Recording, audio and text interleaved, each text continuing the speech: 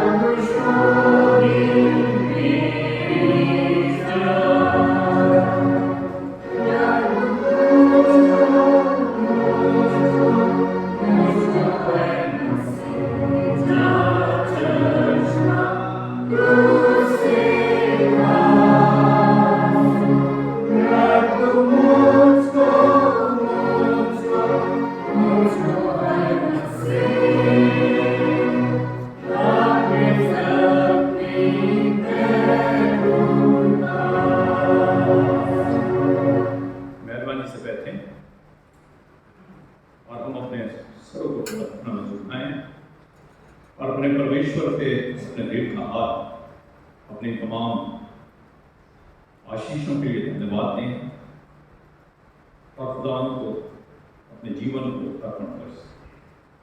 आइए हम प्रार्थना करें। हमारे जीव के महान दयालु परमेश्वर, हम खुदा दिल से आपके बहुत शुक्रगुजार हैं कि आपने खुदा हमारी जिंदगी में फिर से एक और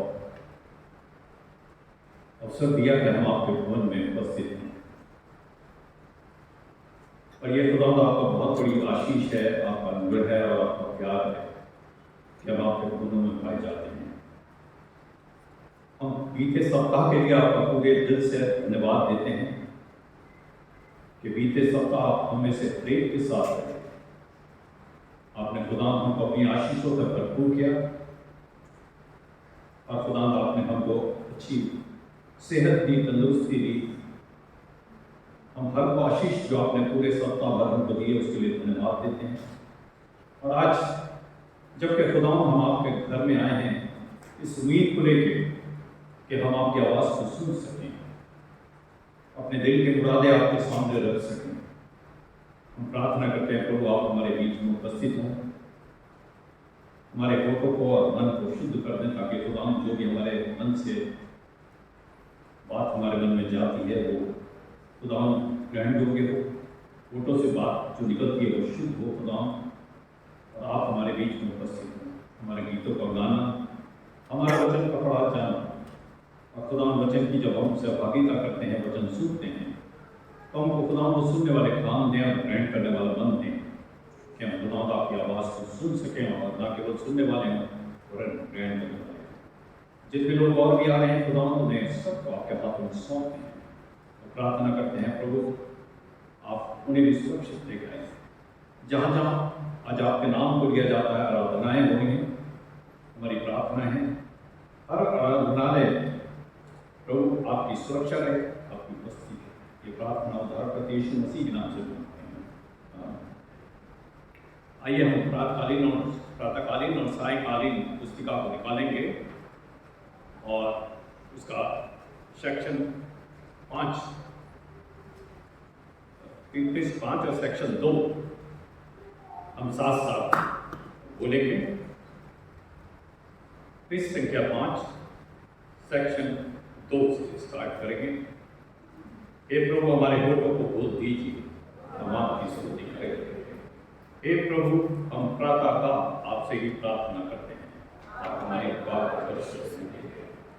परमेश्वर पिता हमारे सृष्टिकर्ता की महिमा हो, उसके पुत्र हमारे मुक्तिदाता की महिमा हो, उसके आत्मा हमें पवित्र करने वाले की महिमा जैसे में थी होती रहेगी।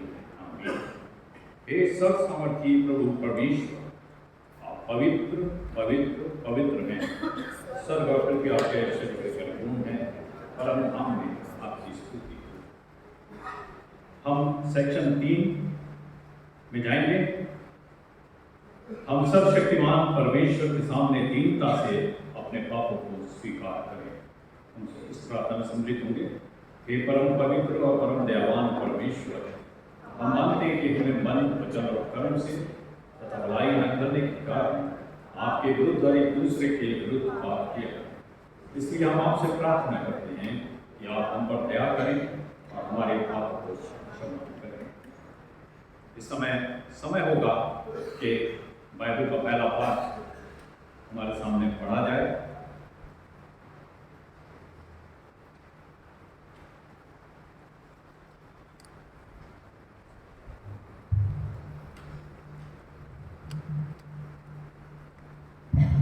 मेरे साथ पढ़ने के लिए निकालेंगे यशाया 53 उसकी पहली आयत से 11 आयत। Isaiah chapter 53 verses 1 to 11। जो समाचार हमें दिया गया उसका किसी ने विश्वास किया और यहोवा का कुछ बल किस पर प्रकट हुआ, क्योंकि वह उसके सामने अंकुर के समान और ऐसी जड़ के समान उगा जो निर्जल भूमि में फूट निकले। उसकी ना तो कुछ सुंदरता थी कि हम उसको देखते और न उसका रूप कि हमें ऐसा दिखाई पड़ा कि हम उसको चाहते। तब तुच्छ जाना जाता और मनुष्य का त्यागा हुआ था। वह दुखी पुरुष था, रोग से उसकी जान पहचान थी और लोग उसे मुख फेर लेते थे। वह तुच्छ जाना गया और हमने उसका मूल ना जाना। निश्चय उसने हमारे लोगों को सह लिया और हमारे के दुखों को उठा लिया। तो भी हमने उसे परमेश्वर को मारा कूटा और दुर्दशा में पड़ा हुआ समझा। परंतु हमारे ही अपराधों के कारण घायल किया गया, वह हमारे अपराध के कामों के कारण कुचला गया। हमारी ही शांति उसके लिए उस पर ताड़ना पड़ी कि उसको कोड़े खाने से हम लोग चंगे हो जाएं। हम तो यह सब के सब भेड़ों के समान भटक गए थे। हम में से हर एक ने अपना अपना मार्ग लिया और यहोवा ने हम सबों को अधर्म का बोझ उस पर डाल दिया। वह सताया गया तो भी वह सहता रहा और अपना मुंह ना खोला। जिस प्रकार भेड़ वध होने के समय और भेड़ी ऊन कतारने के समय चुपचाप शांत रहती हैं, वैसे ही उसने भी अपना मुंह ना खोला। अत्याचार करके और दोष लगाकर वे उसे ले गए। उस समय के लोगों में से किसी ने इस पर ध्यान दिया कि वह जीवितों के बीच में से उठा लिया गया। मेरे ही लोगों के अपराधों के कारण उस पर मार पड़ी। उसकी कब्र भी दुष्टों के संग ठहराई गई और मृत्यु के समय वह धनवान का संगी हुआ। यद्यपि उसने किसी प्रकार का उपद्रव ना किया था और उसके मुंह से कभी छल की बात नहीं निकली थी, तो भी यही भाषा की उसके कुचले, उसी ने उसको रोगी कर दिया। जब वह अपना प्राण दोष बलि करके तब वह अपना वंश देखने पाएगा। वह बहुत दिन जीवित रहेगा। उसके हाथ से यहोवा की इच्छा पूरी हो जाएगी। वह अपने प्राणों का दुख उठाकर उसे देखेगा और तृप्त होगा। अपने ज्ञान के द्वारा मेरा धर्मी दास भटूरे को धर्मी ठहराएगा और उनके अधर्म के कामों का बोझ आप उठा लेगा। ये परमेश्वर का वचन। इसी के साथ हम बाइबल का दूसरा पाठ जो कि नए नियम से ले गया है,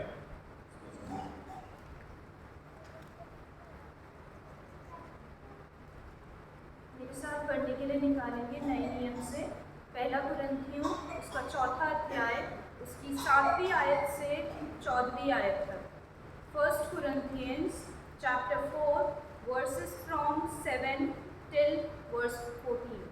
यहाँ इस प्रकार लिखा है, क्योंकि तुझ में और दूसरे में कौन भेद करता है, और तेरे पास क्या है जो तूने दूसरे से नहीं पाया, और जबकि तूने दूसरे से पाया है तो ऐसा घमंड क्यों करता है कि मानो नहीं पाया।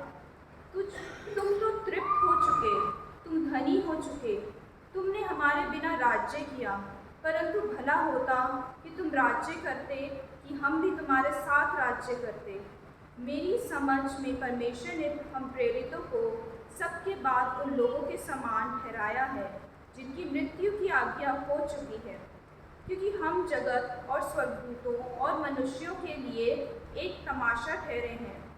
हम मसीह के लिए मूर्ख हैं, परंतु तुम मसीह में बुद्धिमान हो। हम निर्बल हैं, परंतु तुम बलवान हो। तुम आदर पाते हो, परंतु हम निरादर होते हैं। हम उस घड़ी तक भूखे प्यासे और नंगे और भूसे खाते हैं और मारे मारे फिरते हैं, और अपने ही हाथों से काम करके परिश्रम करते हैं। लोग हमें बुरा कहते हैं, हम आशीष देते हैं। वे सताते हैं, हम सहते हैं। वे बदनाम करते हैं, हम विनती करते हैं। हम आज तक जगत का कूड़ा और सब वस्तुओं की खुरचन के समान ठहरे हैं। मैं तुम्हें लज्जित करने के लिए ये बातें नहीं लिखता, परंतु अपने प्रिय बालक जानकर तुम्हें चिताता हूँ। ये परमेश्वर का वचन है। इस समय मैं जवानों से रिक्वेस्ट करूंगा कि वो आगे आएं, प्रेजेंट वर्शिप में लीड करें।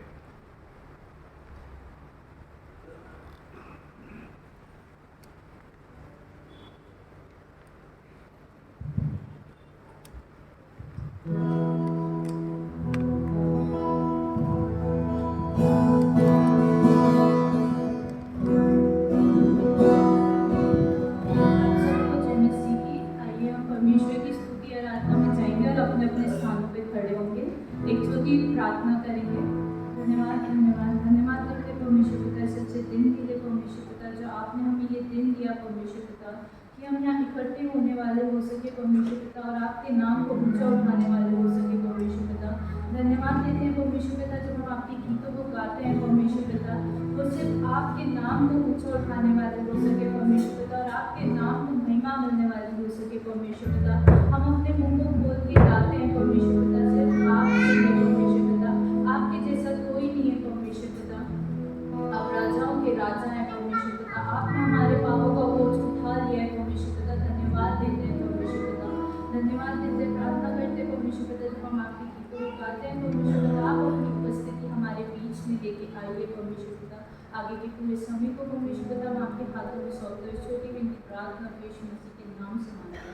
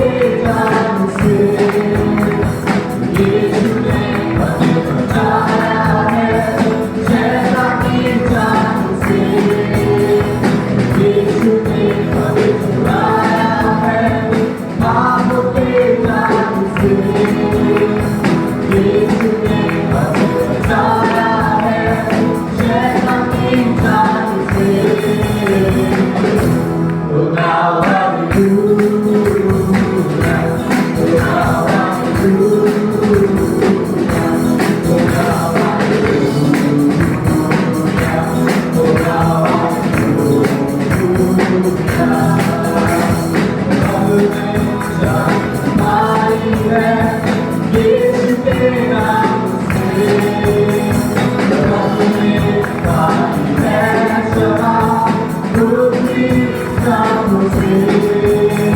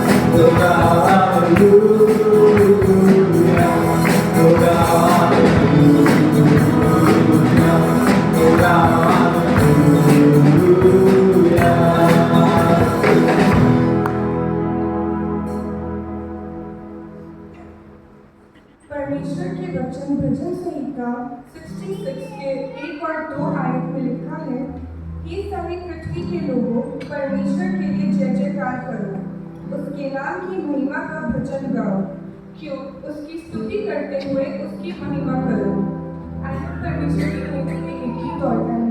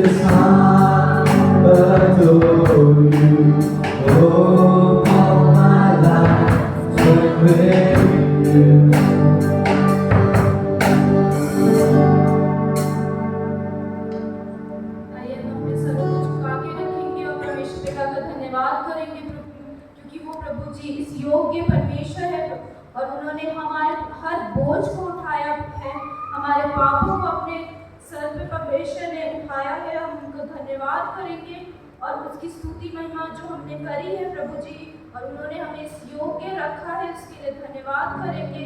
आगे के समय को परमेश्वर के हाथों में सौंपते हैं प्रभु जी, और प्रभु जी आपके दास को भी आपके हाथों में सौंपते हैं प्रभु जी। जो भी वचन उन्होंने हमारे लिए तैयार किया है प्रभु जी, होने दीजिए प्रभु जी वो वचन कार्य करने वाला हो सके प्रभु जी, और प्रभु जी वो फलवंत होने वाला हो सके प्रभु जी।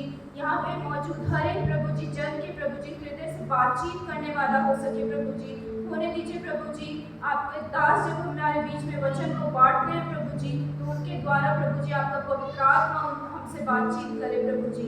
हम धन्यवाद करते हैं प्रभु जी, आपने हमें इस योग्य रखा प्रभु जी कि हम आपके गीतों को गाने वाले हो सके प्रभु जी। और यहाँ पर उपस्थित हर एक जन के लिए धन्यवाद करते हैं प्रभु जी, आप उनको आशीषित करना प्रभु जी, क्योंकि प्रभु जी उन्होंने आपके गीतों को प्रभु जी गाया है प्रभु जी। होने दीजिए प्रभु जी सारा आदर सारी महिमा प्रभु जी सिर्फ और सिर्फ आपके नाम को मिलने वाली हो सके प्रभु जी। आगे के समय को आपके हाथों में सौंपते हैं, छोटी सी विनती प्रार्थना यीशु मसीह के नाम से मांगते हैं।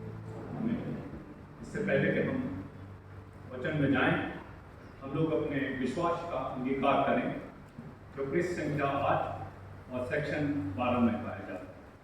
विश्वास का हम अंगीकार करेंगे। सेक्शन 12। मैं सर्वशक्तिमान पिता स्वर्ग और पृथ्वी के सृष्टिकर्ता परमेश्वर पर विश्वास करता हूँ। मैं उसके इकलौते पुत्र हमारे प्रभु यीशु मसीह पर विश्वास करता हूँ। वो पवित्र आत्मा की सामर्थ्य से गर्भ में आए, हमारी महिमा से जन्मे। उन्होंने पेंतुस पिलातुस के शासन में दुख होगा, क्रूस पर चढ़ाए गए, मरे और गाड़े गए और मृतकों पे लोक उतरे। तीसरे दिन वो जी उठे, वो स्वर्ग पर चढ़ गए, पिता के दाहिने ओर विराजमान। वे जीवितों और मृतकों का न्याय करने को फिर आएंगे। मैं पवित्र आत्मा पर, पवित्र सार्वत्रिक के कलीसिया पर, संतों की संगति, पापों की क्षमा, देह के पुनरुत्थान और शाश्वत जीवन पर विश्वास करता हूँ। आमीन।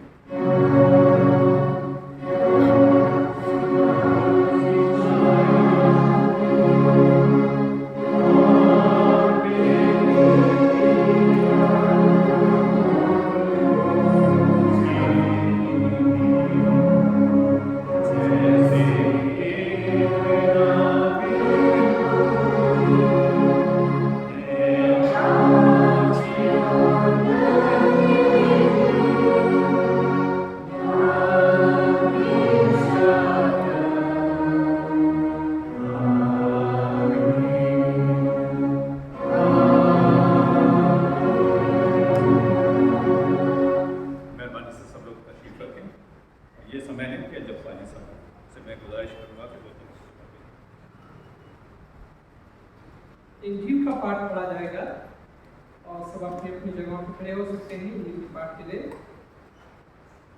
इंजील का पाठ लिया गया है मत्ती की इंजील इसका 16 अध्याय और 13 पद से लेके 24 पद।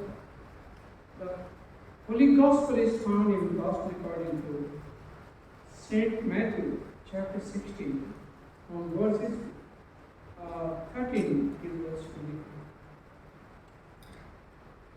यीशु कैसरिया फिलिप्पी के प्रदेश में आया और अपने चेलों से पूछने लगा, लोग मनुष्य के पुत्र को क्या कहते हैं? उन्होंने कहा, कुछ तो यूहन्ना बपतिस्मा देने वाले कहते हैं, और कुछ एलिया और कुछ यिर्मयाह या भविष्यवक्ताओं में से कोई एक कहते हैं।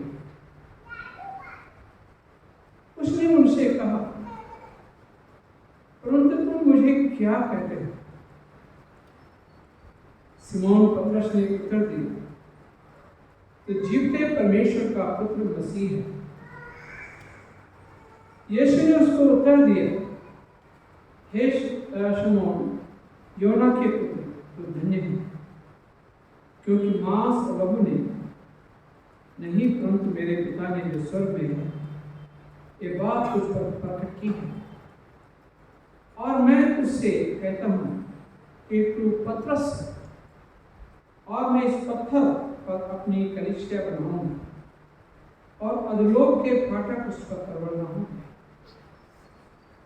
मैं तुझे स्वर्ग के राज्य की कुंजियां दूंगा और जो कुछ तू पृथ्वी पर बांधेगा वो स्वर्ग में बंधेगा और जो कुछ तुम पृथ्वी पर खोलोगे तो स्वर्ग में खोलोगे। तो उसने चेलों को चिताया कि किसी से न कहना कि मैं मसीह हूं। उसने उस समय यीशु से अपने चेलों को बताने लगा, अवश्य है कि यरूशलेम में को जाऊं और पुरानियों और प्रधान याजकों और शास्त्रियों के हाथ से बहुत दुख उठाऊं, मार डाला जाऊं और तीसरे दिन जी उठूं। उस पर पतरस उसे अलग ले जाकर झड़कने लगा, हे प्रभु परमेश्वर, ना करे तेरे साथ ऐसा कभी ना होगा। उसने मुड़कर पतरस से कहा, ये शैतान मेरे सामने से दूर हो, तो मेरे लिए ठोकर का कारण है, क्योंकि तू परमेश्वर की बातों पर नहीं परंतु मनुष्य की बातों पर मन लगाता है। तब यीशु ने अपने चेलों से कहा, यदि कोई मेरे पीछे आना चाहे अपने आप का इनकार करे, अपना क्रूस उठाए और मेरे पीछे हो। ये प्रभु यीशु का सुसमाचार है। प्रभु यीशु के निमाइत मेहरबानी से बैठे हैं। मैं एक गीत आपके लिए गाऊंगा और इसमें प्रभु यीशु पूछते अपने चेलों से, लोग मेरे बारे में क्या कहते हैं? लोग मेरे बारे में क्या कहते हैं? मैं कौन हूँ? और दुनिया में उस समय बहुत ही हो रहा था कि ये यीशु कौन है जिसने कि इतने लोगों को 5000 की भीड़ को खाना खिला दिया, लूले रगड़ों को चलाया, मरे हुओं को जिंदा किया। ये कौन है जिसका अधिकार दुष्ट आत्माओं के ऊपर है? दुष्ट आत्मा उसके नाम से भाग जाती है, बीमारियां उसके नाम से भाग जाती हैं। ये कौन है? और बहुत सारी बातें उस समय उनके बारे में लोग कह रहे थे, ये कौन है? तो उसी के ऊपर में एक गाना है कि कौन है, और मैंने समझ लिया कि ये कौन है, और तभी से मैं प्रभु के पीछे चलने लगा। और जो कोई समझ जाता है कि कौन है तो समझ लीजिए कि आपका अनुभव जो है परमेश्वर के साथ अच्छा हो।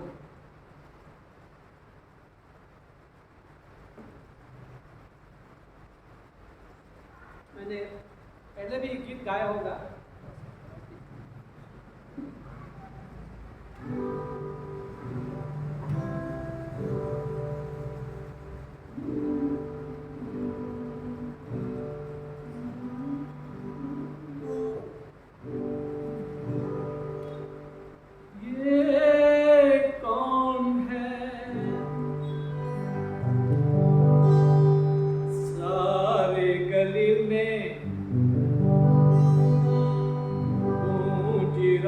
था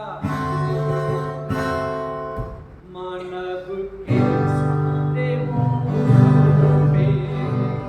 एक कौन है, एक कौन है, सारे गलील में उनका था मानव के सारे मोहों पे। एक कौन है,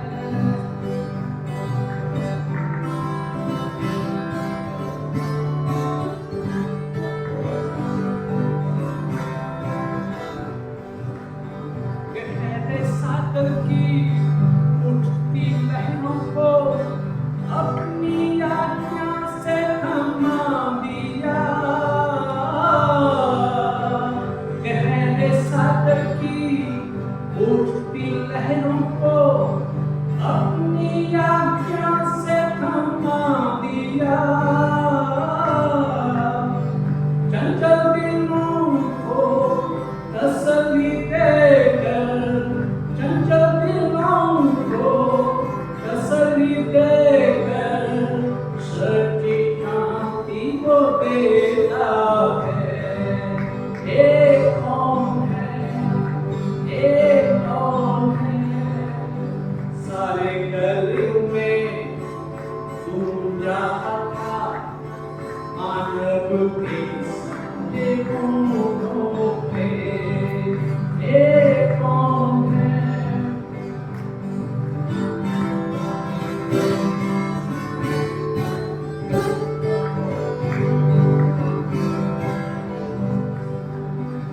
अंतों को आँख दिया, नदियों को चलाया। अंतों को आँख दिया, नदियों को चलाया। मुर्दों को भी उसने जिलाया, मुर्दों को भी उसने जिलाया।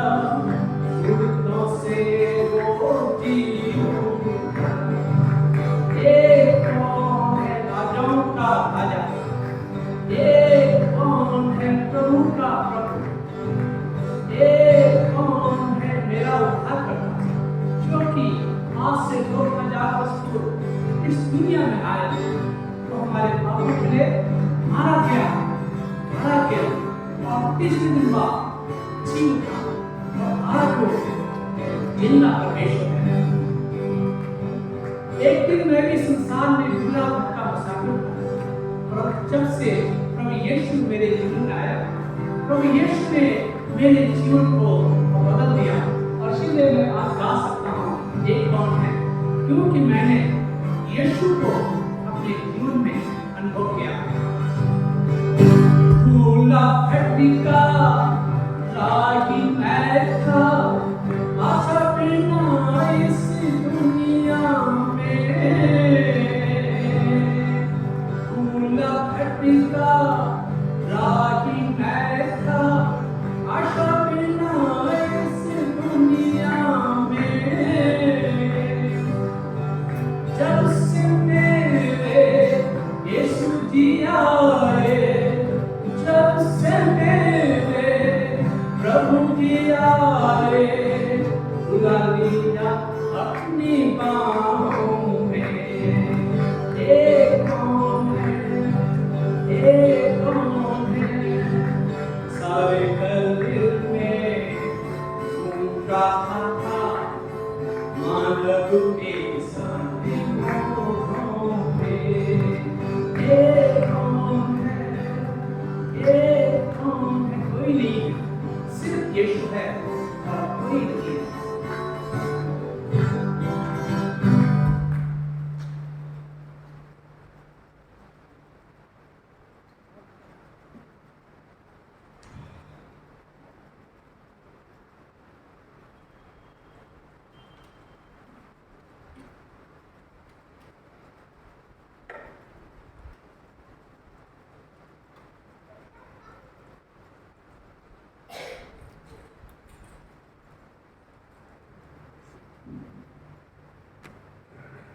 प्रार्थना करेंगे।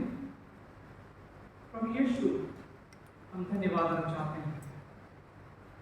दुनिया में आज भी लोग कहते हैं कौन है,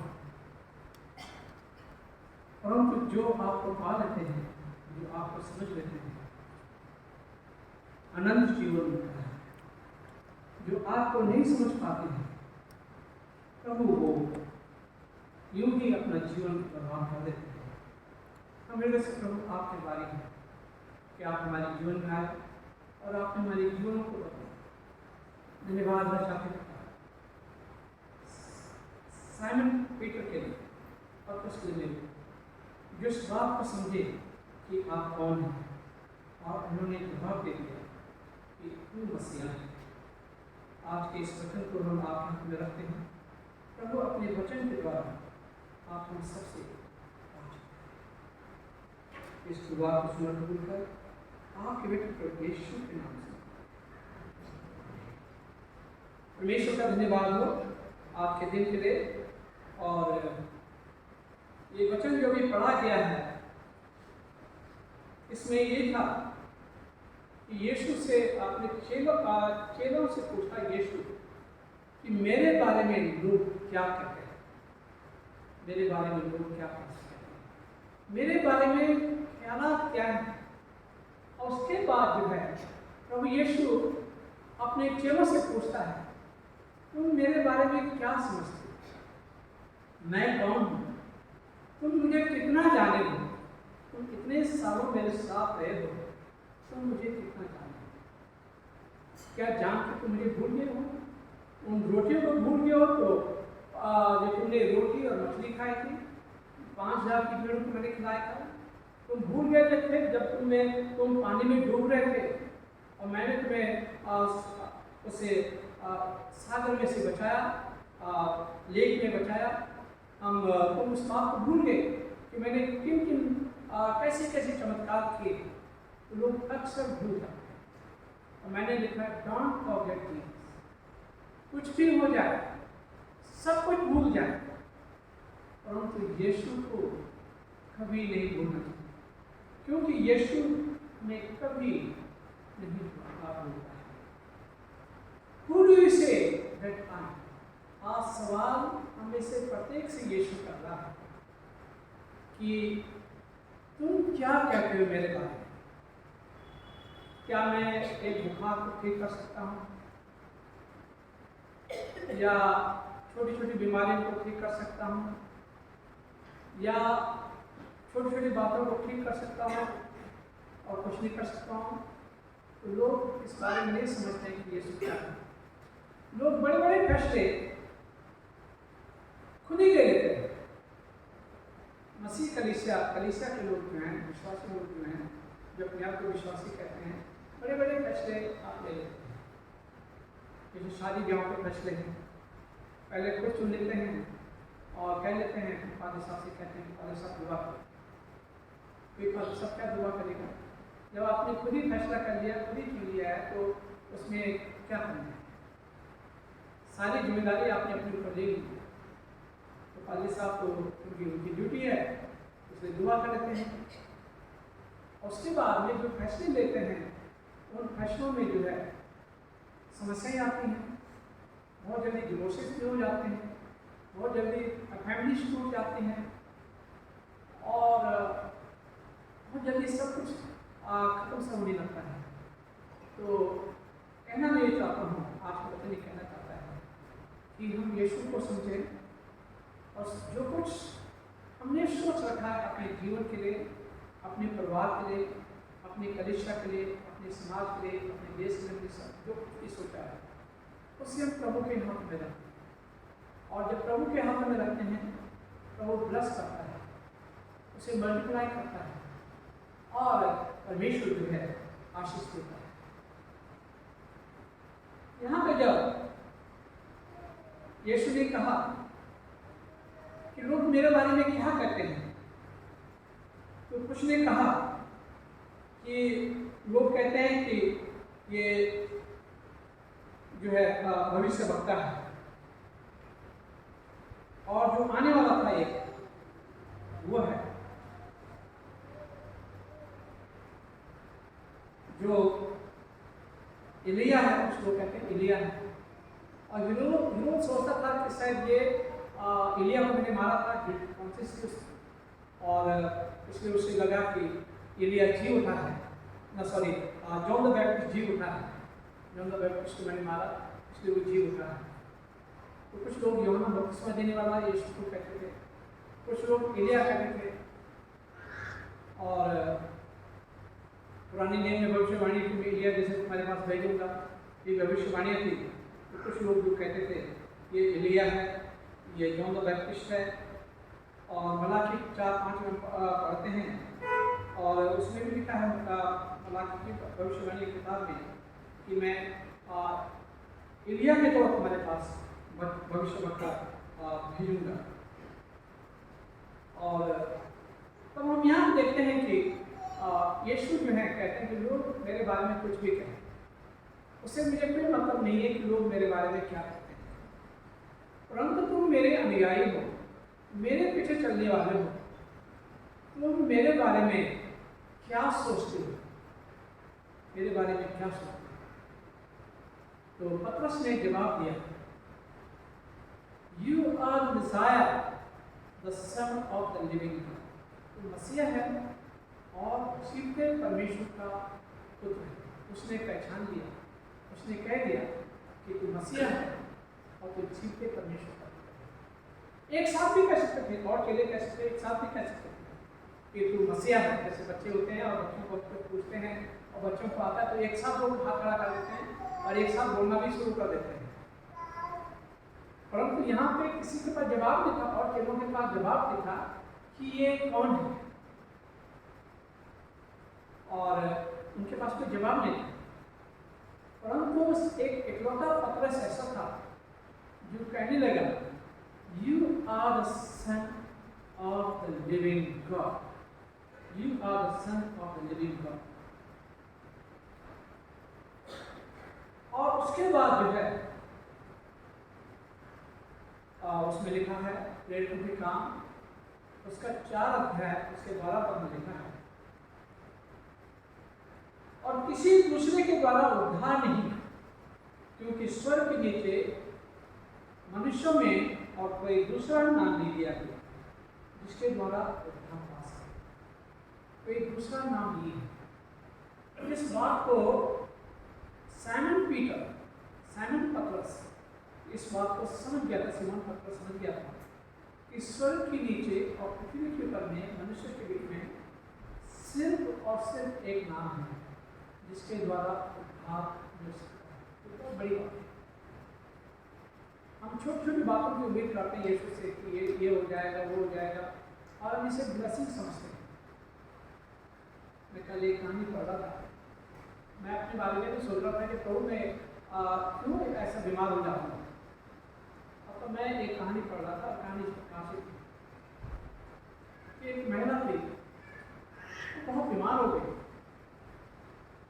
और चर्च के लोगों ने सिस्टर्स आए वहाँ पे, और चर्च के लोग आए और लोगों ने दुआ की, वो ठीक हो।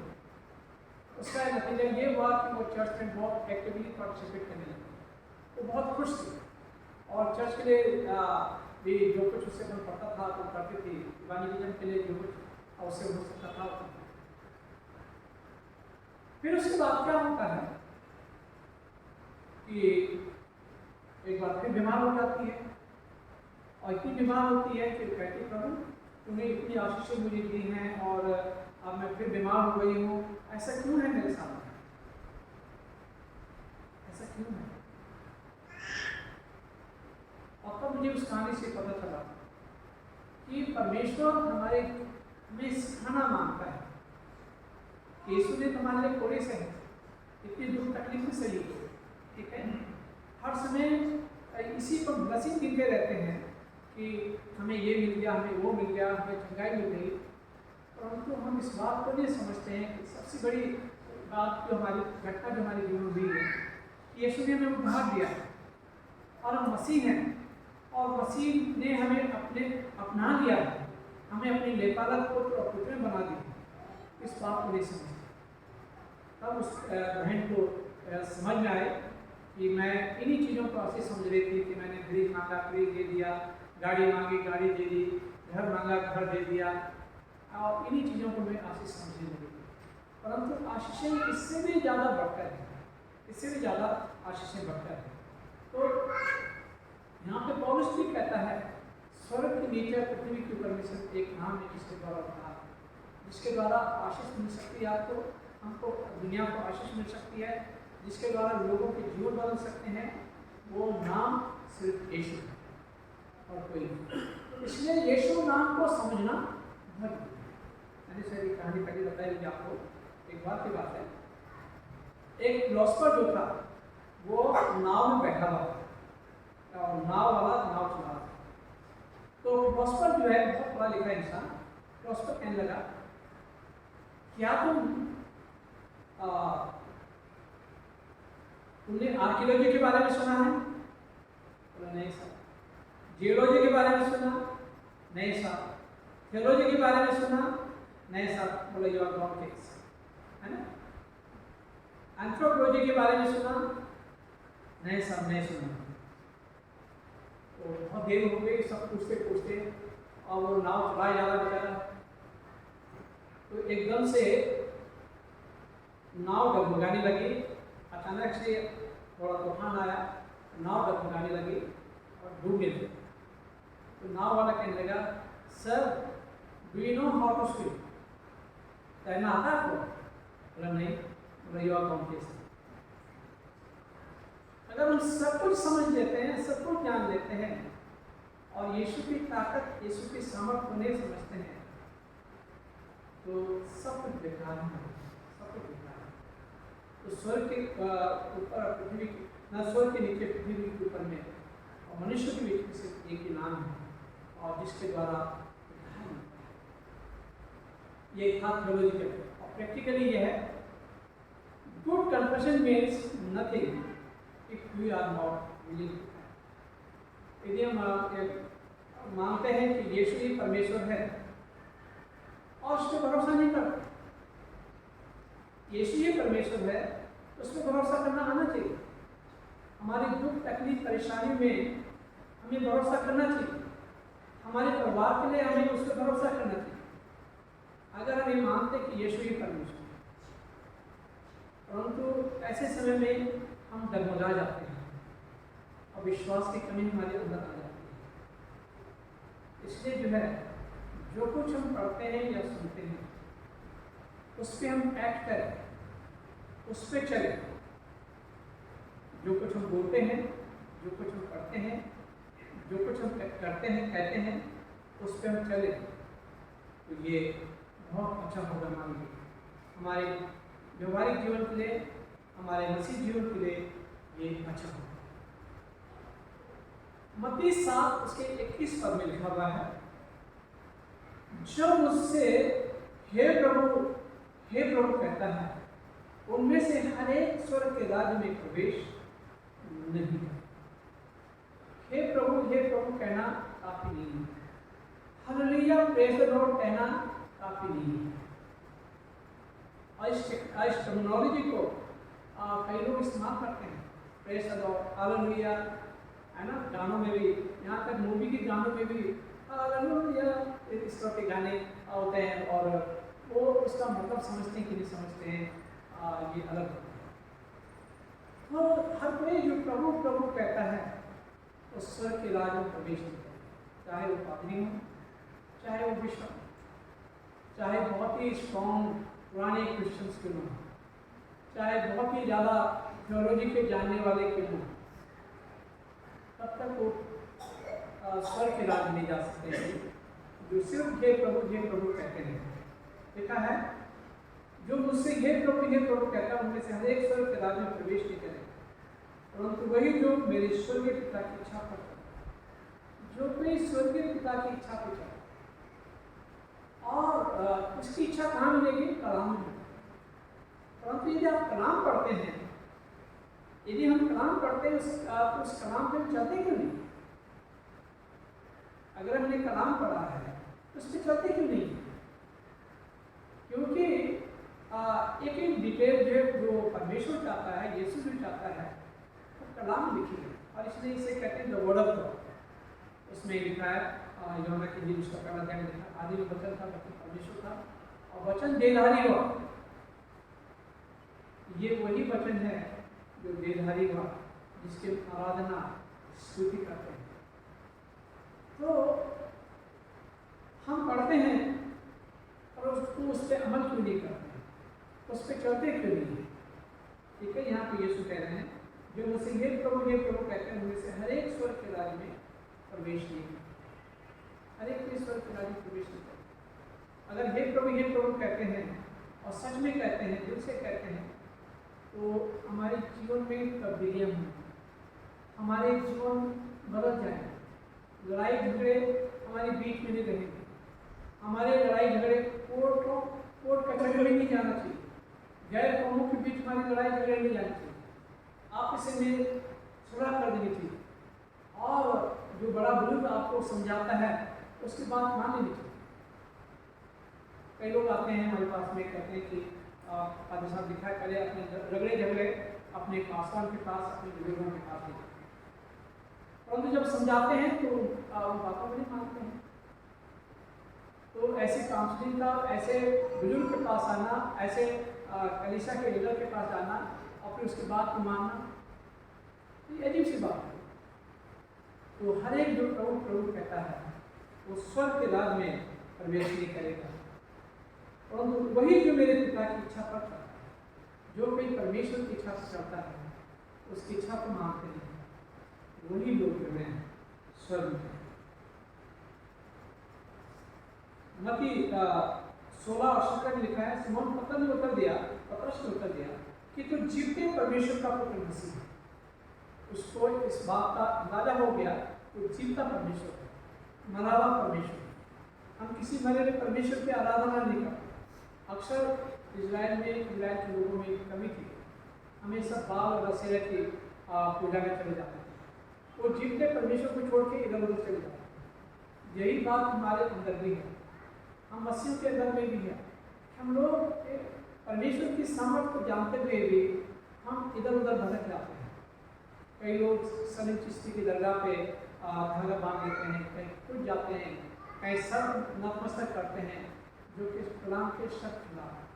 परंतु इसका मतलब ये है कि उनका 100% भरोसा जो है खुदा के ऊपर नहीं है, यीशु के ऊपर में 100% भरोसा नहीं है। यीशु चाहते हैं कि 100% भरोसा हो।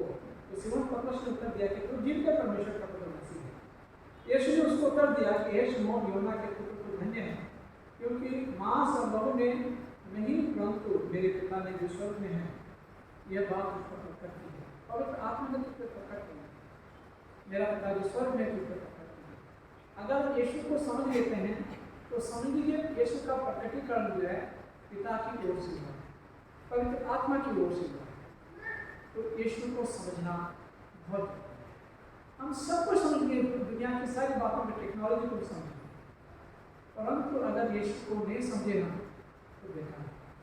अक्सर क्या होता है, हम साथ में रहते हैं, पति और पत्नी एक दूसरे को नहीं समझ पाते हैं, बच्चे माँ बाप को नहीं समझ पाते हैं माँ बाप चाहते क्या है, या बच्चे जो है माँ बाप जो है बच्चों को नहीं समझ पाते हैं। आपके पड़ोस में कोई रहता है, उसको आप समझ नहीं पाते हैं, कोई उनके बारे में उल्टा सीधा कह दे तो आपने दोस्त पर कुछ मान ली और तो अक्षर वो हो सकता है ऐसा हो उसके बारे में, तो हम लोग समझ नहीं पाते। इसका मतलब है कि हम लोग इमेच्योर हैं। क्रिश्चियंस का मतलब होता है इमेच्योर होना चाहिए, और कोई किसी के बारे में कुछ भी कह रहा है हमें समझ लेना चाहिए कि हमारा जिस पड़ोसी के बारे में, जिसके बारे में ये सब बातें हो रही हैं, वो बिल्कुल भी ऐसा नहीं है। या मेरे पत्नी के बारे में कोई ऐसा कह रहा है तो ऐसा नहीं है, या मेरे पति के बारे में कोई ऐसा कह रहा है ऐसा नहीं है। तो इस बात को समझना बहुत जरूरी है। तो लोग जो है सालों साल एक साथ रहते हैं और एक दूसरे को नहीं समझ पाते, एक दूसरे को समझना बहुत जरूरी है। तो यहाँ पे ये लिखा हुआ है, यीशु ने उत्तर दिया कि सिमोन यूहन्ना के पुत्र तू धन्य है, क्योंकि माँ सब ने मेरे पिता ने जो नहीं, परंतु मेरे पिता ने जो स्वर्ग में वो तुझ पर प्रकट किया है। और मिच्योर हो जाते हैं तो परमेश्वर हमसे बताने भी लगता है कि मैं अब क्या करने वाला हूँ, आगे स्टेप में क्या होगा, आने वाले समय में क्या होगा। वो सारी बातें हमारे अंदर आने लगती हैं, ऑटोमेटिकली आने लगती हैं, और हमें अनुभव होने लगता है कि ये चीज़ें होने लगती हैं। ये तभी होता है इतना ज़्यादा खुदा के करीब रहेंगे, जितना ज़्यादा यीशु के संग रहेंगे, यीशु को हम समझ पाएंगे। जितना ज़्यादा दूरी बना के रखेंगे, दूर से कोई नहीं समझ पाता।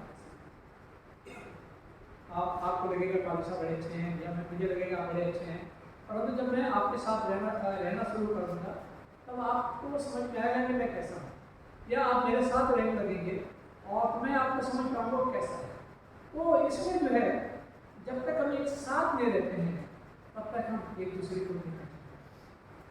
तो आज का डिवोशन जो है यही है कि हम यीशु के साथ रहें, और जब यीशु के साथ रहने का मतलब है आपको पहचानना आना चाहिए, यीशु के अधिकार को समझ लेना चाहिए, यीशु क्या क्या कर सकता है इस बात को समझ लेना चाहिए, अपने पड़ोसियों को समझ लेना चाहिए, अपने रिश्तेदारों को समझ लेना चाहिए, अपनी पत्नी को समझ लेना चाहिए, अपने पति को समझ लेना चाहिए, और जो झूठी अफवाह लोग उनके बारे में फैलाते हैं और उन बातों को भी हमें समझ लेना, एकदम से रिएक्ट नहीं करना। एक साइकोलॉजी में एक किताब है रेडवुड काउंसिल, और एक होते हैं सैंग्विन कैरेक्टर के, एक होते हैं सैंग्विन कैरेक्टर। सैंग्विन का मतलब होता है कि एकदम से उतावला होना, और एकदम से किसी बात पे खुश हो जाना, किसी बात पे खुश हो जाना, और फिर उसके बाद में जो है फिर निराश हो जाना, जिसे कहते हैं कॉलेज, निराश हो जाना, छोटी छोटी बातों को देख के निराश होना। परंतु क्रिश्चियन मैच्योरिटी ये है कि हम छोटी छोटी बातों को लेके, बड़ी बड़ी बातों को लेकर निराश नहीं, और हर बात के लिए हमारा भरोसा जो है परमेश्वर के ऊपर होना चाहिए। और 21 से 23 पद में लिखा हुआ है, उस समय से यीशु अपने चेलों को बताने लगा कि मुझे अवश्य है कि यरूशलेम को जाऊं और पुराने और महायाजकों और शास्त्रियों के हाथ से बहुत दुख उठाऊं और मार डाला जाऊं और तीसरे दिन बाद जीऊं। अब यीशु समझ गए कि मेरे चेले जो है मैच्योर हो गए हैं, ग्रास करने लायक हो गए हैं, और मैं इन्हें ये बताऊंगा, इनकी बात समझ में आए, इनकी बात समझ में आए। तो यीशु ये प्रोड्यूस करता है कि हम लोग मैच्योर हो गए, और क्रिश्चियन को भी मैच्योर, एक मसीह आदमी को मैच्योर होना चाहिए। मैच्योरिटी जरूरी नहीं कि बुढ़ापे में आए। कभी कभी 15 साल का लड़का, बच्चे जो हैं 13 साल के बच्चे मैच्योर हो जाते हैं। कभी कभी जो है बुढ़ापा भी आ जाता है, बाल सफ़ेद हो जाते हैं और 90s में शेव करने लगते हैं, तो भी जो है मैच्योरिटी नहीं आती। तो मैच्योरिटी आती है यीशु के संग रहने से। क्रिश्चियन मैच्योरिटी जो है यीशु के संग रहने से आती है। तो यीशु को लगा कि मेरे चेले जो मैच्योर हो गए हैं, और इनसे मैं गहरी बात बता दूँ, आगे क्या होने वाला है इन बातों को बता दूँ। और यहाँ पे लिखा है, इस पर पतरस ने अलग में जाकर झिड़कने लगा कि हे प्रभु परमेश्वर, ना करे तुझ पे ऐसा कभी ना हो। झिड़कने लगा, यीशु को झिड़कने लगा, तेरे साथ ऐसा ना हो। अब यीशु ने बताया कि इनको मैच्योर हो गए हैं, इनसे मैं गहरी बातें बता दूँ, परंतु पतरस अभी भी मैच्योर नहीं था। उसने 3 बार यीशु का इनकार किया, तो मैच्योरिटी खत्म हो गई। तो मैच्योरिटी नहीं थी, फिर भी यीशु के साथ कहा मैच्योरिटी नहीं थी। और यहाँ पर देखते हैं कि यीशु को कहता है कि तेरे साथ ऐसा ना हो, जबकि यीशु आए इसे काम के लिए था, दुनिया की नजात के लिए आया था, और इससे जो है यीशु इन्हें समझा रहा था। फिर उसने पतरस से कहा, शैतान मेरे सामने से दूर हो। तब यीशु ने कहा कि जरूर शैतान का काम है, और कहा तो हे शैतान तुम मुझसे दूर हो, दूर हो। तू मेरे लिए ठोकर का कारण, क्योंकि तू परमेश्वर की बातों पर नहीं और मनुष्य की बातों पर मन, ठीक है, तो मनुष्य की बातों पे मन लगाता है, इसलिए मेरे नजरों से दूर हो जाए, पीछे हट जाए। तो अक्सर हम क्या करते हैं, परमेश्वर की बातों पे नहीं और हम इंसानी बातों पे ज़्यादा ध्यान देते हैं। और कभी कभी हमारे बच्चे भी हमारे लिए ठोकर का कारण बनते हैं, ठीक है। हमारा इतना प्यार रहता है बच्चों के लिए, और हम वो पहला प्यार हमें परमेश्वर को देना चाहिए, वो प्यार हम परमेश्वर को नहीं देते। पत्नी को जो परमेश्वर को जो प्यार परमेश्वर को देना चाहिए, वो हम अपने परिवार में दें, वो हम अपने परिवार को दें। परमेश्वर की अपनी जगह है और परिवार की अपनी जगह है, बड़े बुजुर्गों की अपनी जगह है। हमें इस बात को समझ लेना चाहिए कि परमेश्वर की अपनी जगह है और पत्नी की अपनी जगह है, पति की अपनी जगह है, बच्चों की अपनी जगह है, नाते रिश्तेदारों की अपनी जगह है, फ्रेंड्स की अपनी जगह है। उनकी समस्या तब आती है जब हम उनकी जगहों को दूसरों को देने लगते हैं। पत्नी की जगह किसी दूसरे को देने लगते हैं, या पति की जगह किसी दूसरे को देने लगते हैं, या अपने बच्चों को छोड़ के किसी और बच्चे को ज़्यादा ही करने लगते हैं, तो ये अच्छी बात नहीं है। सबकी अपनी अपनी जगह है और रिलेशनशिप बना के रखना चाहिए और एक दूसरे के साथ रिलेशनशिप अच्छा रखना चाहिए। तो प्रभु यीशु चाहते हैं कि हम मैच्योर क्रिश्चियन बने और हम इस बात को समझें। तो यहाँ पे देखा, पतरस की मैच्योरिटी को देखा और कहा कि प्रभु तेरे साथ ऐसा ना हो, मैंने तो अपने तेरे साथ ऐसा। उससे पतरस से कहा, हे शिमोन मेरे सामने से दूर हो, तू मेरे लिए ठोकर का कारण है, क्योंकि तो परमेश्वर की बातों पर नहीं और मनुष्य की बातों पर मन लगता है। फिर पहला कुरिन्थियों उसका 3 अध्याय उसके 11 और 15 पद में लिखा हुआ है, 15 से लेकर 11 से लेकर 15 पद में लिखा हुआ है, क्योंकि उस नेम की छोड़ जो पड़ी है और वो यीशु मसीह है, कोई दूसरी नेम नहीं डाल सकता। तो हमारे जीवन में फाउंडेशन पड़ी है, क्रिश्चियन फाउंडेशन, कोई दूसरी फाउंडेशन हमारी नहीं है। जो फाउंडेशन मजबूत है, अगर कोई दूसरी फाउंडेशन डालना चाहे तो वो मजबूती खत्म हो जाए। और यदि कोई इस नेम पर सोना या चांदी या बहुमूल्य पत्थर या काठ या घास या फूस का रद्दा लगता है, तो हर एक का काम प्रकट हो जाएगा, क्योंकि वो दिन उसे बताएगा, इसलिए कि आग के साथ प्रकट होगा और वो आग हर एक को परखेगी कि कैसा है। तो रद्दा जो रखा जाएगा, सोना और चांदी के रद्दा रखना काफी नहीं है। आग जो है भस्म करने वाली होती है, उसे खत्म करती है। और स्वर्ग में हमारी दशा कैसी होगी अगर हम स्वर्ग में चले गए, अगर हमारे काम अच्छे नहीं हैं, दिखावटी काम है, तो जैसा मोर होता है, अगर मोर के पंख जल गए उसकी सुंदरता खत्म हो जाती है। अगर हम इधर उधर की बातों पे ध्यान देते हैं और यही बातों पे ध्यान देते हैं, तो हमारे पंख जल जाते हैं, हमारी सुंदरता खत्म हो जाती है। तो स्वर्ग में जाने के लिए हमारे अंदर वो सुंदरता होनी चाहिए।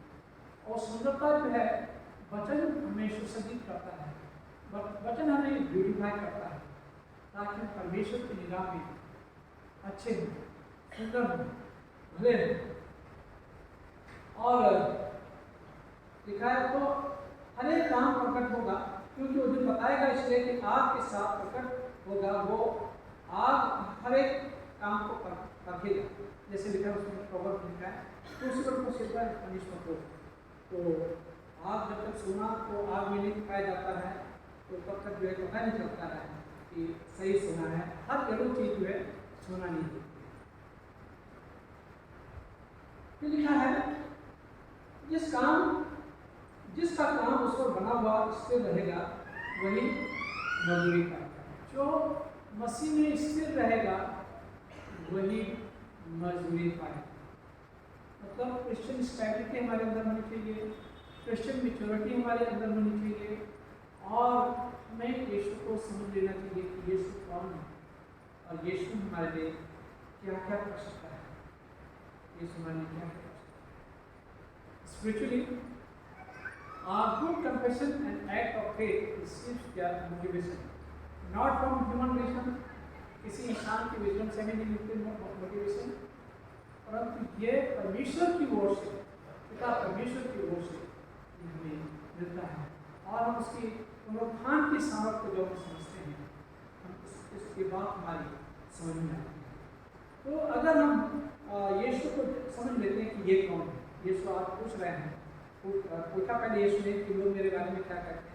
किसी ने कहा एलिया कहते हैं, किसी ने कहा यूहन्ना बपतिस्मा देने वाले कहते हैं, किसी ने कहा कोई नबी कहते हैं, कोई कुछ कहते हैं, कोई जादूगर कहते हैं।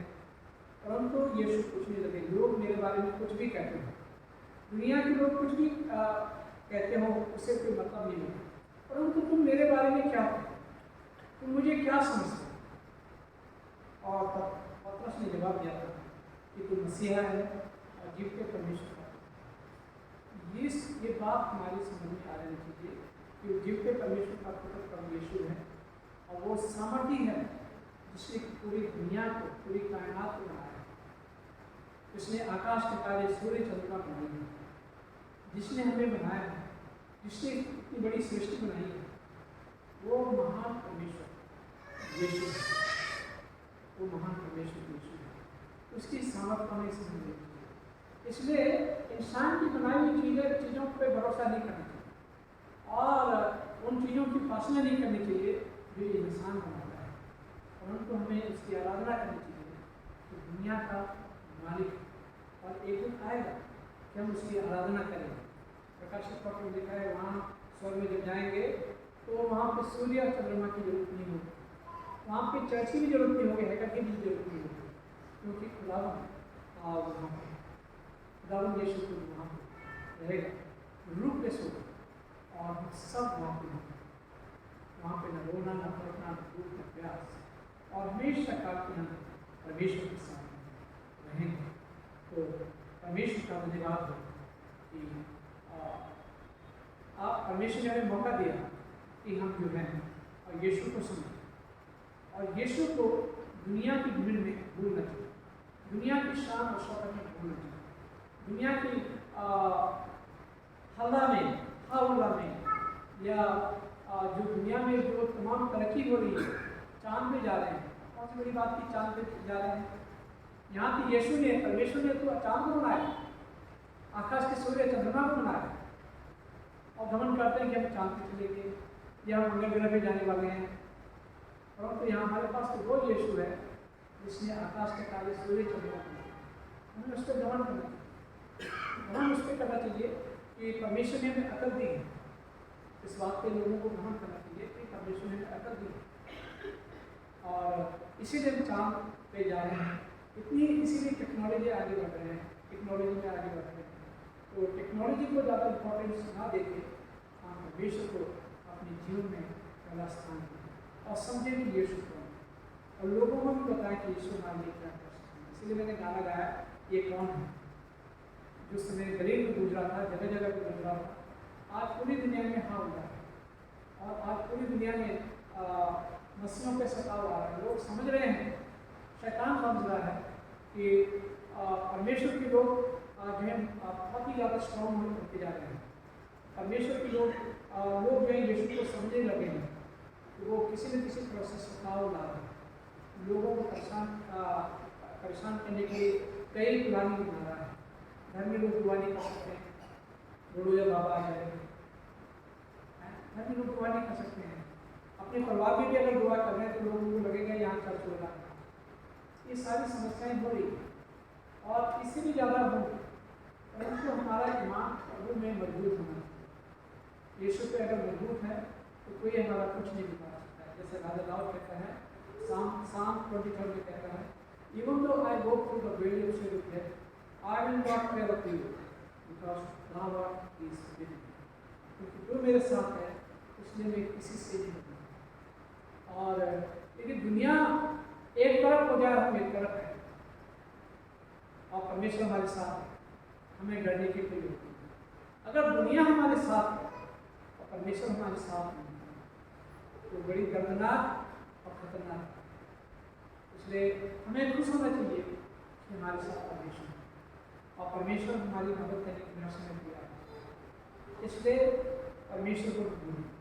इजरायली लोग बार बार यीशु परमेश्वर को भूल जाते हैं और मसीह लोगों के अंदर की यही आदत है, ये बीमारी है कि हम लोग बार बार यीशु को भूल जाते हैं और बार बार इधर उधर भटकने लगते हैं, चर्च नहीं आते हैं और बाइबल नहीं पढ़ते हैं, प्रार्थना नहीं करते हैं, प्रार्थनाओं में नहीं जाते हैं।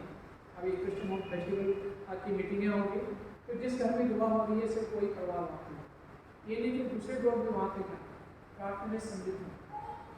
मैं बरेली में था, वहाँ पे अगर किसी के आपस में लड़ाई भी हो रही हो उससे कोई मतलब नहीं, उन्हें वो दुआ में उन्हें शरीक होना है, हालांकि उनकी चाय ना पे है ना, जो रिफ्रेशमेंट रखा वो ना खाए, मास्क कर लेते थे दुआ के बाद, परंतु दुआ की जरूरत है। मैं ये नहीं कह रहा कि नहीं खाना चाहिए, खाना चाहिए और उससे मनमुटाव जो है खत्म हो जाता है, संबंध जो है खराब है तो ठीक हो जाता है। इसलिए जो है जहाँ भी दुआ होती है, आपके यहाँ घरों में दुआ होती है, वहाँ पे अपने अड़ोस पड़ोस को भी दुआ देती है और अपनी आशीषों में उन्हें सम्मिलित कर देती है। सिर्फ अकेले भी हम जाते करें कि पति पत्नी रहते हैं वहाँ पे दुआ के लिए चलता है और अड़ोस पड़ोस के इतने लोग ऐसे लोग हैं उनको बुलाते नहीं। इसलिए जो है डोंट फॉरगेट यीशु को ना भूलें, अपने पड़ोसी को भी ना भूलें और अपनों को भी ना भूलें और अपने बुजुर्गों को ना भूलें। कोई बड़ी बड़ी बात होती है अपने बुजुर्गों को ना भूलें। कई लोगों में अपने बेटों की या बेटी की इंगेजमेंट कर देते हैं, पादरी को बुलाते हैं और ऑर्डर देते हैं कि पुराने दिन जो है आपको भैंस खिलानी है, ठीक है, ऐसा नहीं। जबकि लिखा है कि पहले जो है डेट जो है आसमान से फिक्स करानी चाहिए, तो डेट आसमान से फिक्स नहीं करते हैं, वो खुद कर लेते हैं और उसके बाद जो है और ऐसा तो अपने बुजुर्गों को नहीं भूलना चाहिए, आसमान को नहीं भूलना चाहिए। आपकी वेडिंग एनिवर्सरी होती है और बर्थडेज होते हैं या आपके घर में कोई बड़ा ओकेजन है, ठीक है, हो सकता है कि बड़े बड़े लोगों के साथ में आपकी जान पहचान हो, परंतु परमेश्वर को कभी नहीं भूलना चाहिए और परमेश्वर के लोगों को कभी नहीं भूलना चाहिए। और यही यीशु कहना है तो मेरे बारे में क्या सोचते हो, मैं कौन हूँ? और ये सिर्फ एक ने जवाब दिया कि तो परमेश्वर का पुत्र मसीहा है। तो परमेश्वर का धन्यवाद हो इस वचन के लिए और परमेश्वर हालांकि मेरी तबीयत खराब थी और परंतु मैं नहीं चाहता था कि मैं घर में बैठूं, परंतु मेरे लिए आप दुआ करें कि मैं जल्दी से जल्दी ठीक हूँ। मैंने नाखून अपना पूरा अपने आप ही काट लिया था और उसमें स्वेलिंग आ गई, फर्स्ट फॉर्म हुआ, उसके बाद सर्जरी उसकी हुई है और दूसरा नाखून का भी ऐसे मेरे साथ ऐसे हुआ। ये सब बातें भी मेरे साथ में, फिर उसके बाद में मुँह में ब्लिस्टर्स आ गए, तो ये सारी चीज़ें और ये काफ़ी लंबे समय चल रही। अब मुझे मालूम है कि शैतान की एडवाइस है और शैतान नहीं चाहता कि सेवा करे, इसलिए मैं शैतान को मुँह को जवाब देने के लिए परमेश्वर के बारे में आया हूँ, इबादत देने के लिए आया हूँ। परमेश्वर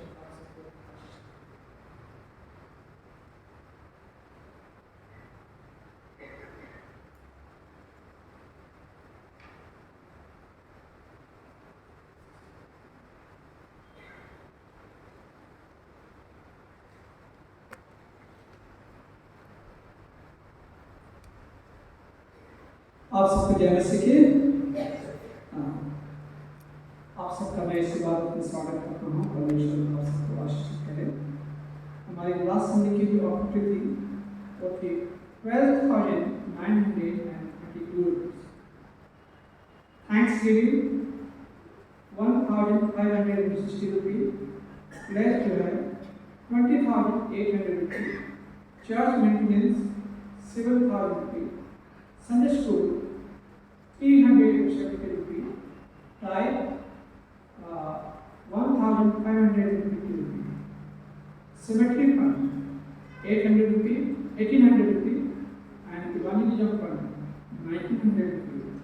चर्च वाइट बॉक्स बिना अनाउंस किए हुए किसी ने चर्च की वाइट बॉक्स में दिए 5,000 रुपये। ये परमेश्वर हम सबको आशीषित करें। फिर मैं आपको बताना चाहता हूँ कि अपनी प्लेज जो है रेगुलरली आप पे करें। बाद में काफ़ी महीने हो जाते हैं, बाद में देना बहुत मुश्किल हो जाता है। अपनी अपनी प्लेज जो है रेगुलरली पे करें, मंथली हो सके तो मंथली पे करें। अगर ऑनलाइन पे करते हैं तो ऑनलाइन जो है अपना जो है स्क्रीन शॉट करके, क्या शॉर्ट स्क्रीन होते हैं, स्क्रीन शॉट होते हैं, स्क्रीन शॉट करके आप मुझे भेज सकते हैं या ट्रेजरर को भेज सकते हैं, ताकि आपका नाम रजिस्टर में चल जाए और आपके अकाउंट में जो आपका प्लेस का रजिस्टर है उसमें नाम चल जाए। तो आप ऐसा करें, ऐसे ना दें, ठीक है। और अपना प्लेस जो है रेगुलरली आप दे दें, बहुत अच्छी बात। किसी का बर्थडे आज या इस हफ्ते के दौरान किसी का बर्थडे है? नहीं,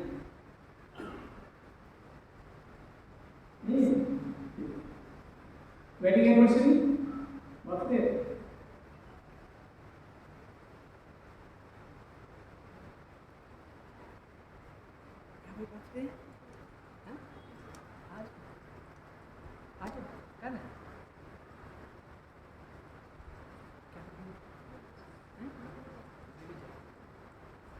तो मुझे हम इसमें आपके कदमों में आते हैं, गिरिजा के लिए प्रार्थना करके कर इस बेटी को आप लंबी उम्र दें, अच्छी से और एक अच्छी तरक्की करे, आगे बढ़े, बहुत अच्छी तरह से पढ़ाई लिखाई करे, इसका भविष्य बहुत अच्छा है।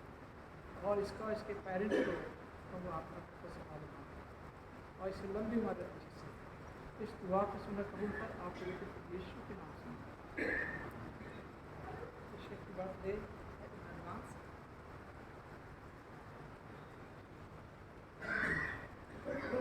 हम प्रार्थना करें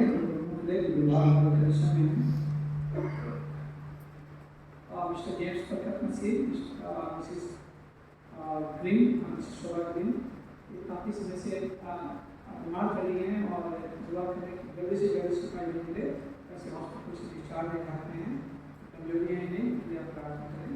मिस्टर प्रशांत सिंह आपकी अच्छी हेल्थ के लिए आप प्रार्थना करें। मिस्टर ललित जो के सनीवा हैं, इनके लिए आप प्रार्थना करें। मिसेस नैन्सी चंद ये बरेली की हैं और इनके लिए आप प्रार्थना करें। पारिवारिक प्रार्थना कर सकते हैं माइकल कर दी और इनके लिए प्रार्थना करें। इनके रेडियो थेरेपी चलती है। मिस्टर रवि बागी काफ़ी समय से बीमार हैं। ब्रदर विजय अजकर वो भी काफ़ी समय से बीमार हो रहे हैं, अभी 2-3 हफ्तों से बीमार हैं, उनके लिए आप प्रार्थना करें।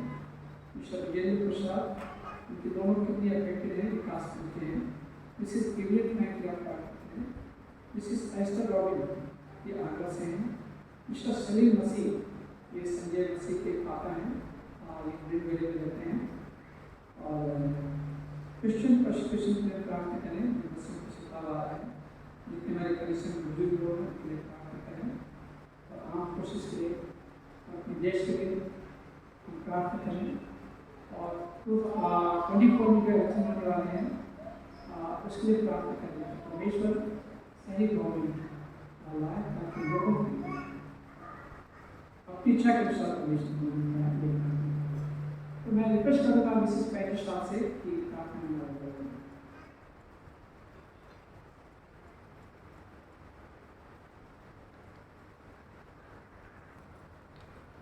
हमारे सर्वशक्तिमान पिता परमेश्वर धन्यवाद और स्तुति करते हैं प्रभु जी तेरे सामने आए हैं और अपनी प्रार्थना और विनतियों को तेरे सामने रखा है। पिता परमेश्वर तेरा धन्यवाद पिता परमेश्वर, इस समय हम सबके सर तेरे सामने झुके हुए हैं और यही विनतियाँ हैं प्रभु जी कि जो अपनी परेशानियों को चिंताओं को लेकर यहाँ आए हैं प्रभु जी, तेरा धन्यवाद देते हैं प्रभु जी कि सारी परेशानी को तो दूर करना पिता परमेश्वर।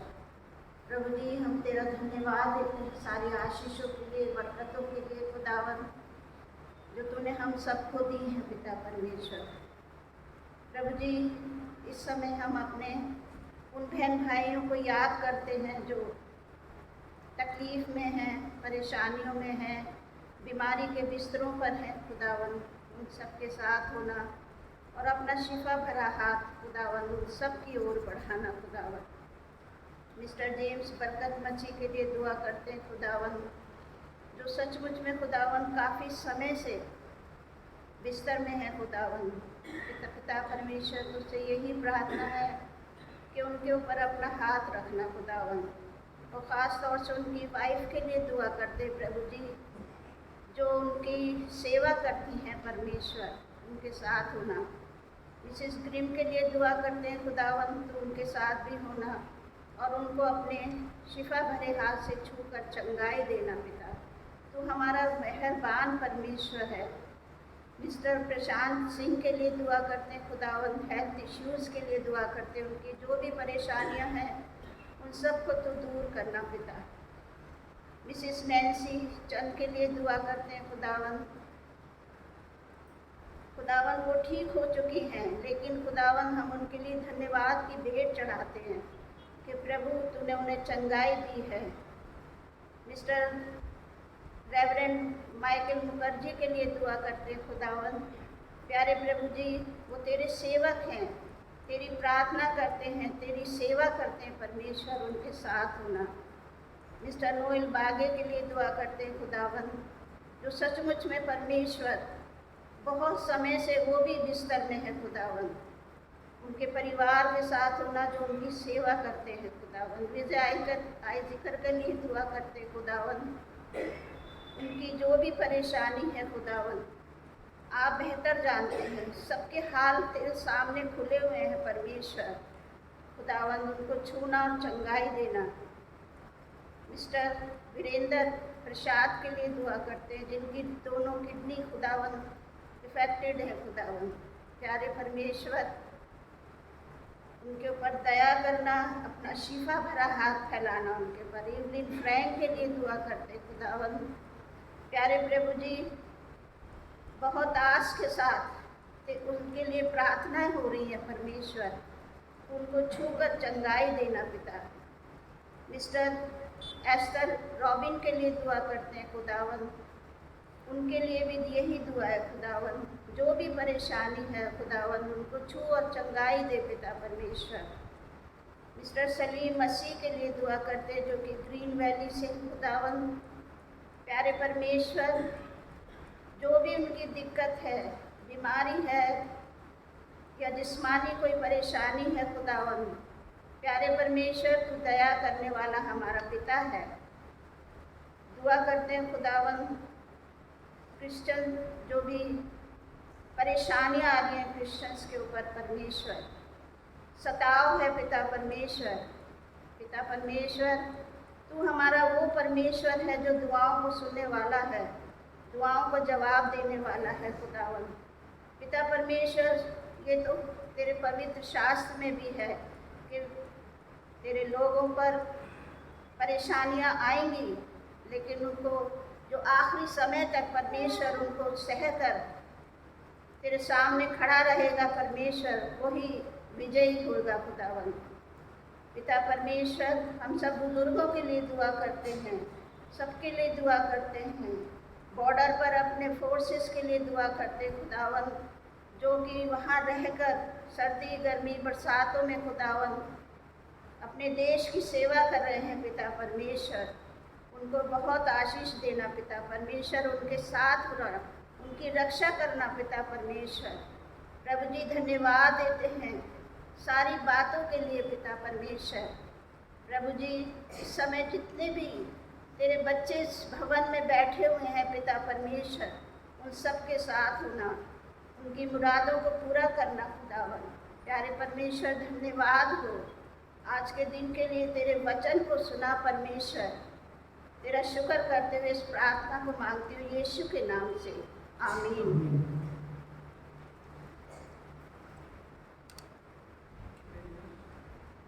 एक नाम लगे दुआ करें, मैं दुआ करता हूँ।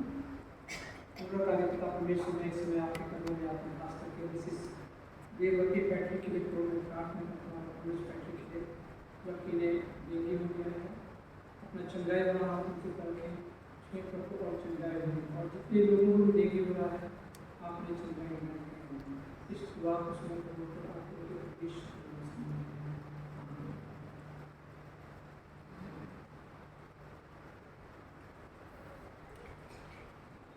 हम लोग गीत नंबर 231 गाएंगे और इसी में हम जो परमेश्वर के लिए प्रार्थनाएं हैं वो हम अर्पण करेंगे। रोमन में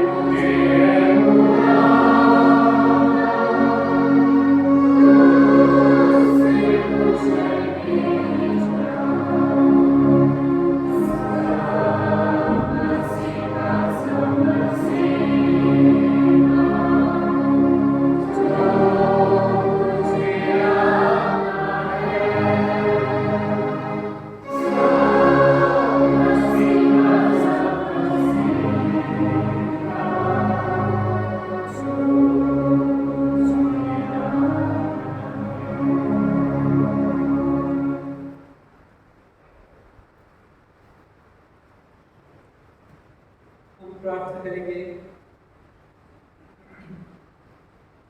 अनुग्रहकारी पिता परमेश्वर हृदय से प्रभात के बारे में आज की इबादत के लिए आपकी उपस्थिति यहाँ पे है और हम सब ने पाया कि प्रभु आप हमारे करीब हैं, हमारे आपने हरे भूल चुकों को माफ किया।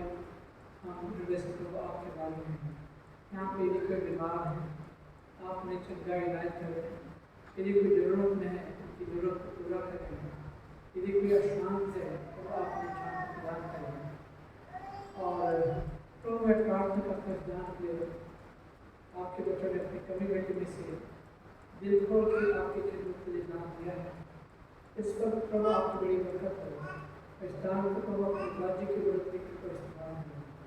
जिन्होंने जब मौका से देना था कि कहने से भरे हुए हैं हमेशा के लिखे हुए उनके हाथ में इस दुआ को सुनकर बरकत आपको यीशु के नाम में प्रभु के प्रार्थना सामर्थ्य के लिए आए हमारे पास उस नाम है तेरा नाम तेरी बात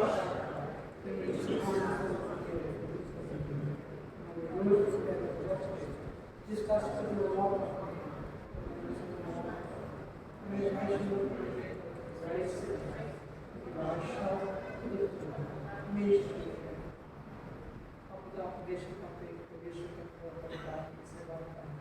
हम विश्वास के साथ खा सकते हमारे शरीर के साथ और पूरी विश्व के साथ